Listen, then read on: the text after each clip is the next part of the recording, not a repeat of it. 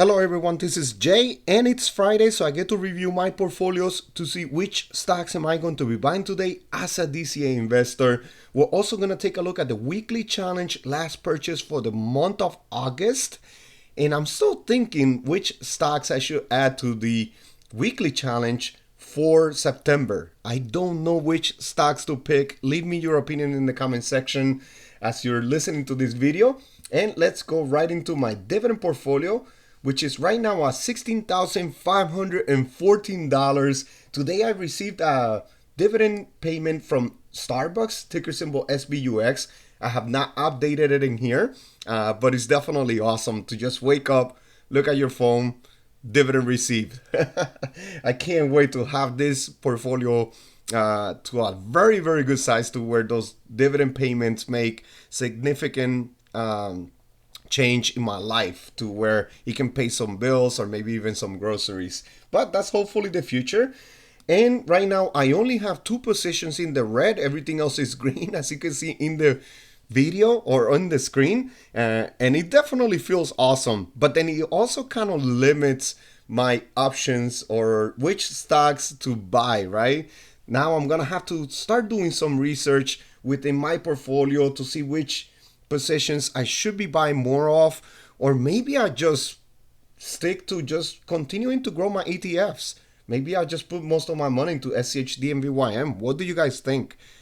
I do believe that's what it's gonna come up to, or that's what it's gonna come to. So, but as of right now, Pfizer, ticker symbol PFE, 10% in the negative right now. I've been growing this position 1 to 2 cup of coffees at a time, $5-10. Right now the price is at $28.72, and the cost per share, my cost per share is at $32.23. So I want to continue buying some more today. MPW is the other one in the red, but as you guys know, I'm going to be selling this position right here. I'm going to be posting one video pretty soon on the sale of MPW and which position am I going to put that money into. As of right now, I will get, if I sell it today, I will get around $279. That can buy me a whole share of Visa. I will take a big hit in income, but the good thing is that Visa is a great compounder, especially a dividend compounder right there. Right now, the share price of Visa is at $274.32, and my cost per share is at $267. I'm up 2.5%, but I'm gonna be buying more Visa. I definitely want to grow this position. My target for this year is 4 shares. I don't think I'm going to be able to get there, but I'm really going to try my best. And if we go into the weekly challenge, you will see that I've been very bullish on the weekly challenge this month. And my last purchase was of $30.39 on August 26th, which it was this past Monday. Share price was at $268.92. And Visa's price right now is at $274.32. Look at this buy right now. On August 6th, it was at $256.79. $85 purchase. I'm happy about that purchase because I feel like I did a great purchase, or I made a great purchase right there, depositing some extra money into my account to be able to make that larger purchase into Visa, which is going to compound very, very nicely in the future. But I don't know which stocks I should be adding to the weekly challenge pool that I should be posting this weekend. And I think I'm going to add VYM to the pool, but I don't know which other stocks. All Realty Income is performing very nicely, but I don't think I want to buy any at $61 as of right now. My cost per share is at $57. And I was very bullish in the low mid 50s, which makes me very happy. I was able to bring down my cost per share. Johnson & Johnson is over $160. This one is one I'm planning on holding long term. So even if I buy some right now, I will be okay. Bank of America is a position that I did a lump sum. I'm going to sell eventually, right? And put those proceeds to another position. But that's in the future. As of right now, I'm going to continue to collect those dividends. FXAIX, S&P 500 Index Fund, that's always good to put some money into. Main Street Capital is at $49. I don't know if I want to add it at that price. I am reinvesting into all of these positions, but I think I'm gonna continue to hold there. Starbucks, I don't think I want to buy in the mid 90s as of right now. I was able to bring down my cost to $83.26. So I'm just gonna let it drip. That's what I think I'm gonna do. Visa, of course, I can add it. Most likely it will win if I put it on the poll, right? Leave me your opinion, but I do believe it's gonna win if I put it on the poll. Procter and Gamble. This is one I haven't bought any in quite some time. I'm up 22% in this position, which I'm happy about. Maybe I should add Procter and Gamble. Vichy is another one.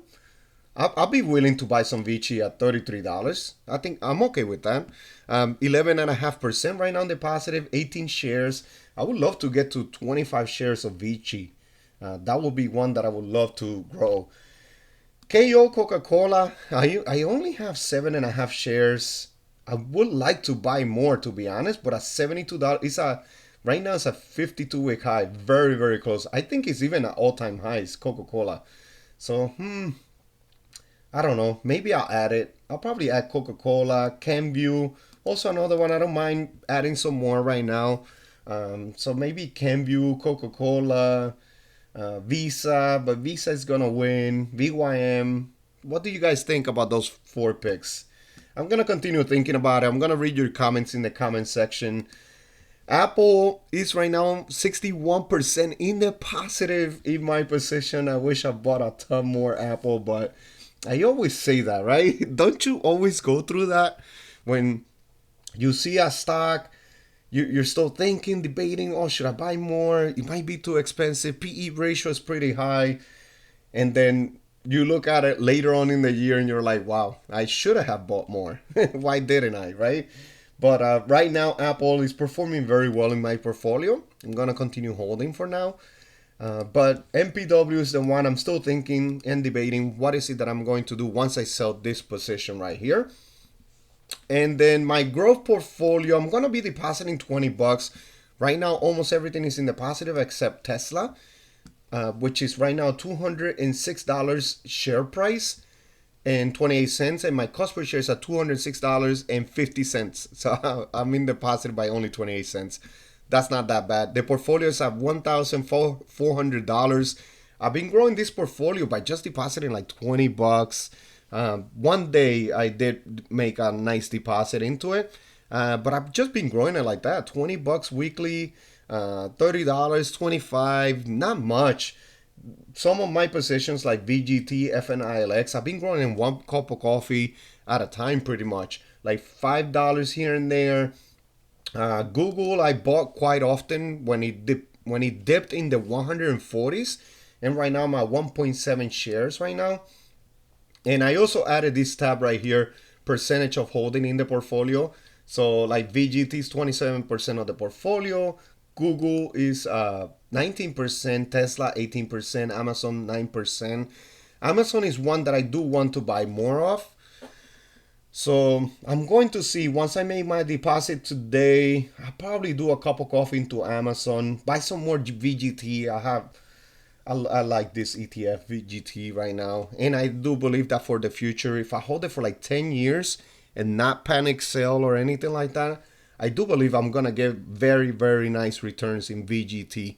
Especially, this is an information technology ETF from Vanguard, and that one, I do believe that's the future. You know, tech is the future. Everything is going towards AI, robots, automation.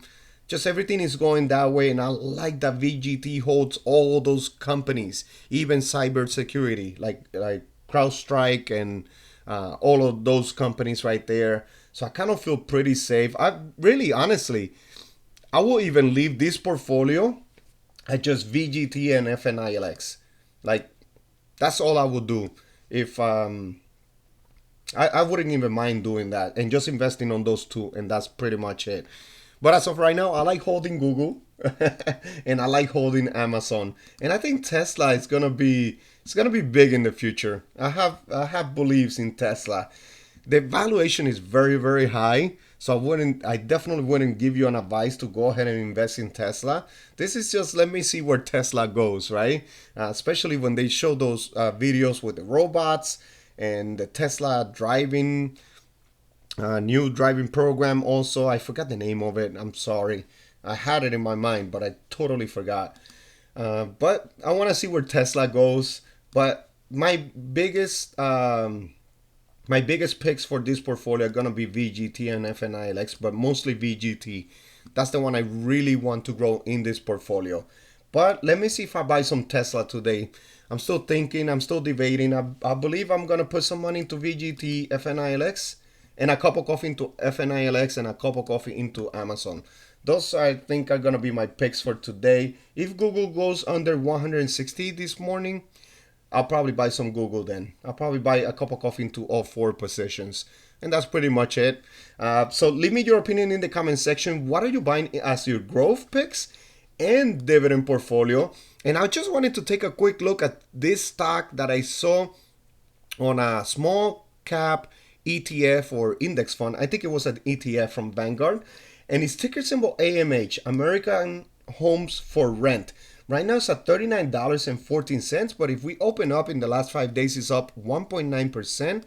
In the last month, up 8%. Year to date is up 8% also. In the last year, 8.5%, as you can see right here. And in the last 5 years, is up 56%. Market cap for this company is $14.3 billion. We're not going to look at the PE ratio because this is a REIT. Analysts are calling this a buy, and the dividend right now is at 2.6%, $1.04 per share per year. If we go quickly into the financials, and we're gonna go into the FFO information. So if we take a look at the funds from operations, right? Because that's what we gotta take a look at on REITs. It's right now trailing 12 months, if you see, it's just continuing to go up in the past 2 years from $564 million to $651 million in 2023. And then trailing 12 months, $676 million. This company has been growing slowly and very nicely. Funds from operation payout ratio, which we got to take a look at. This is what they use this is the payout ratio for the dividend. So right now it is at 51% in the trailing 12 months. So you see, it looks very safe as of right now. If we take a look at the dividends right here, the dividend growth 19%. This company have been growing the dividend for the past 3 years. But if we take a look at the history, right, the first few years, like from 2014 all the way to 2020, they were not growing their dividend. They stood at 5 cents per share per quarter. But then in 2021, they started growing their dividend to 10 cents per quarter, 2022, 18 cents per quarter, and then per share per quarter, 2023, 22 cents, and then 2024, 26 cents. I liked some of the financials that I looked at on this company, and I still gotta do some more research, but leave me in the comment section if you hold this company right here. I also took a look at the shares outstanding, and if we go ahead and take a look, they have been issuing some shares. I'm sorry, I couldn't find the words. They went from $299 million shares to 362 million shares in 2023 from 2019.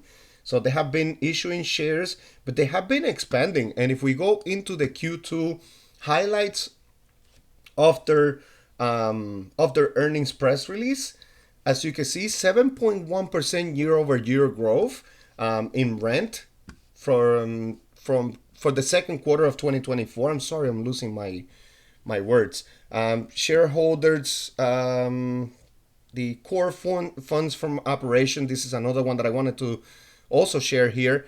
Increased 8.5% year over year to 45 cents per FFO per share. And then the adjusted funds from operation also increased 9.4% year over year to 39 cents per FFO share and unit for the second quarter.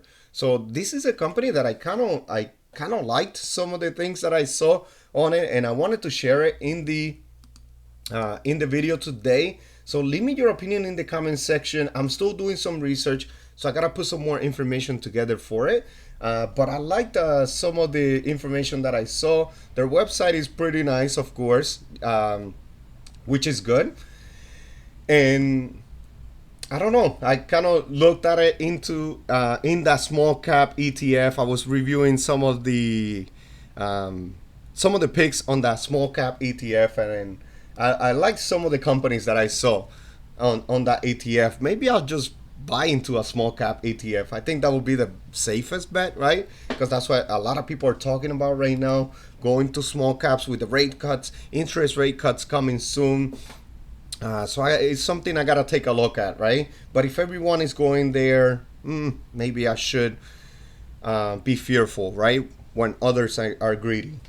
All right, everyone. Please don't forget to hit the like button, subscribe to the channel, leave me your opinion in the comment section, especially leave me which stocks I should put in the pool for the month of September. I want to post it hopefully tomorrow. I'm still thinking to see which picks am I going to add. VYM is going to be one of them because I do want to grow VYM into the second spot. Pair it right here, put it together with SCHD. I do like realty income, but I want something that helps me sleep well at night, like VYM next to SCHD, and I want to continue growing it. I'm at $1,400 right now invested into VYM. This is with dividends reinvested too, 13% in the positive, very nicely right there. All right, everyone. I hope you enjoyed this one, and I'll see you on the next one. Thank you. Disclaimer: I'm not a financial advisor, and this is for entertainment purposes only. Please do your due diligence and research before investing in the stock market. Thank you.